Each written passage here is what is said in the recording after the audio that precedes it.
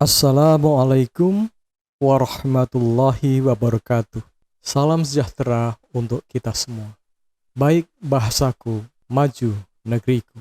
Saudara mahasiswa dan penutur bahasa Indonesia yang kami cintai, pada kesempatan ini kita membahas cara kerja semantik dan hasilnya. Bagaimana cara kerja semantik untuk memahami bahasa? Cara kerja semantik untuk memahami bahasa adalah memahami makna satuan bahasa dengan cara mengetahui makna setiap unsur satuan bahasa, kemudian menghubungkannya satu dengan yang lain, tetapi tanpa dihubungkan dengan konteks non-linguistik. Secara singkat, cara kerja semantik adalah memahami makna tanda bahasa hanya berdasar pada unsur linguistik atau konteks linguistik saja.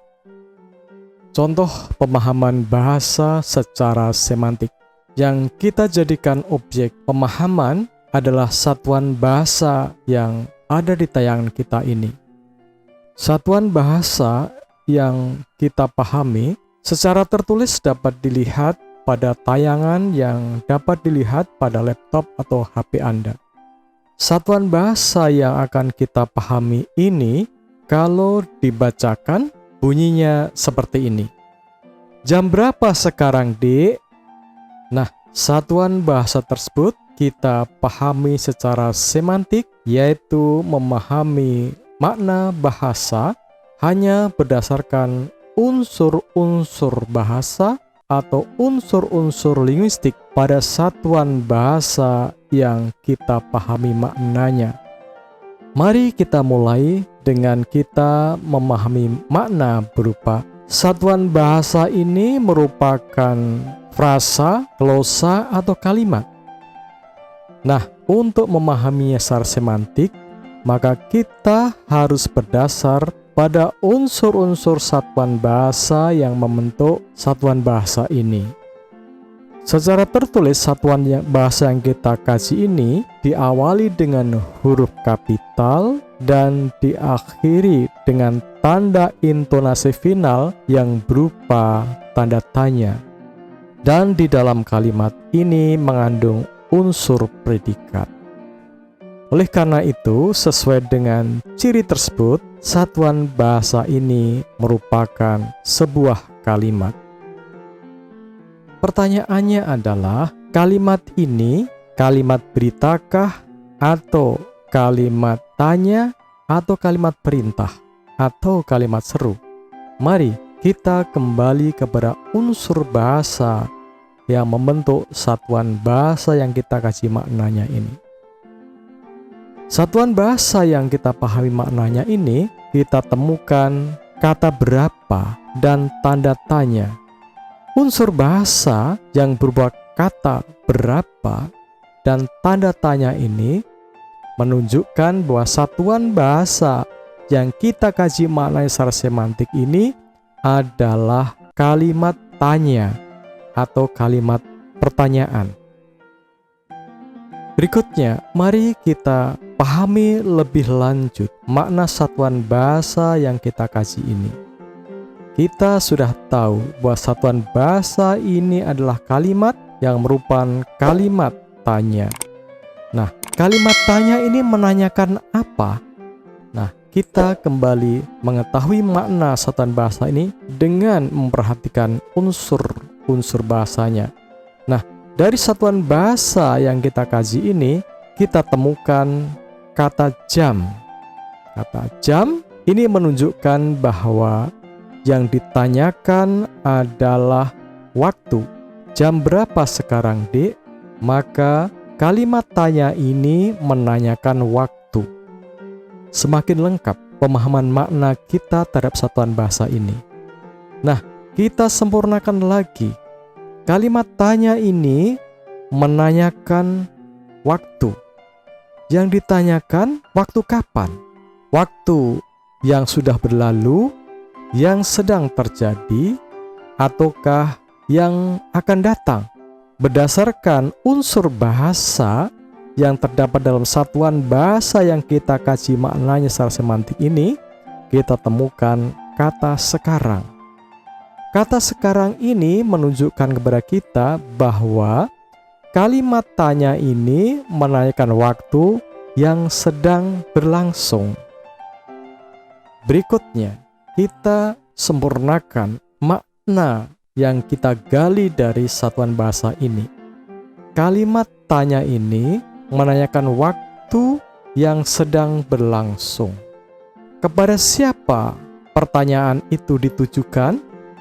Nah, kembali kita pada unsur bahasa yang membentuk satuan bahasa yang kita kaji maknanya ini, yaitu kita temukan kata D. Kata D ini menunjukkan kepada kita bahwa orang yang ditanya adalah orang yang lebih muda. Sekarang, dalam pemahaman bahasa secara semantik, setelah kita memahami makna dari setiap unsur satuan bahasa yang membentuk satuan bahasa yang kita kasih maknanya itu, selanjutnya makna dari setiap unsur satuan bahasa itu kita gabungkan satu dengan yang lain. Kita hubung-hubungkan makna unsur bahasa satu dengan unsur bahasa yang lain. Nah, sekarang sampailah kita memahami makna secara utuh satuan bahasa ini. Nah, setelah setiap unsur bahasa ini kita hubungkan yang satu dengan yang lain, maka dapatlah kita temukan atau kita pahami makna satuan bahasa ini adalah seseorang bertanya tentang waktu yang sedang terjadi kepada orang yang lebih muda. Nah, itulah contoh pemahaman bahasa secara semantik, yaitu pemahaman bahasa yang hanya berdasar pada unsur-unsur bahasa yang membentuk satuan bahasa itu. Atau pemahaman bahasa yang hanya berdasar pada linguistik saja, tetapi tidak dihubungkan dengan konteks non-linguistik. Perlu saya informasikan di sini bahwa yang dimaksud unsur-unsur bahasa dalam satuan bahasa itu mencakup kata, frasa, glosa, kalimat, dan teks. Dalam kalimat, di samping satuan-satuan bahasa berupa kata, frasa, atau glosa, juga ditemukan unsur bahasa yang berupa tanda baca. Misalnya tanda titik, tanda koma, tanda tanya, tanda seru, tanda perintah, dan lain-lain. Itulah yang merupakan unsur-unsur bahasa atau yang merupakan konteks linguistik. Kemudian tadi disebut-sebut konteks non-linguistik. Apa sesungguhnya konteks non-linguistik itu? Perlu saya jelaskan di sini agar lebih paham memahami cara kerja semantik dalam memahami bahasa. Konteks non-linguistik adalah unsur-unsur yang membuat sebuah tuturan atau sebuah tindak tutur berlangsung. Apa saja yang tercakup dalam konteks non-linguistik itu? Yang tercakup dalam konteks non-linguistik adalah pelaku tutur, latar atau setting, topik pembicaraan, tujuan pembicaraan, ragam bahasa yang digunakan, dan norma-norma yang berlaku di tempat bahasa itu digunakan. Konteks non-linguistik yang berupa pelaku tutur itu meliputi penutur atau pembicara, lawan tutur, dan pendengar. Kemudian, konteks non-linguistik yang berupa latar atau setting itu mencakup tempat, waktu, dan suasana. Nah, sekali lagi, untuk memahami bahasa secara semantik, maka satuan bahasa itu hanya dipahami berdasarkan unsur-unsur bahasa saja atau unsur linguistik saja, tanpa dihubungkan dengan konteks non-linguistik. Nah, sekarang pertanyaannya adalah apa yang kita peroleh kalau kita bekerja, yaitu memahami bahasa secara semantik. Baik, bekerja memahami bahasa secara semantik akan mendapatkan makna atau arti satuan bahasa yang kita pahami maknanya. Dari contoh pemahaman secara semantik kalimat jam berapa sekarang Dek yang telah kita lakukan di atas, maka dapat ditangkap makna, dapat ditemukan makna, atau dapat dipahami makna, yaitu orang bertanya kepada orang yang lebih muda tentang waktu yang sedang berlangsung saat itu. Itulah makna yang ditemukan dari proses memahami bahasa secara semantik pada kalimat jam berapa sekarang Dek. Makna apa saja yang mungkin diperoleh ketika kita memahami makna satuan bahasa berdasarkan cara kerja semantik?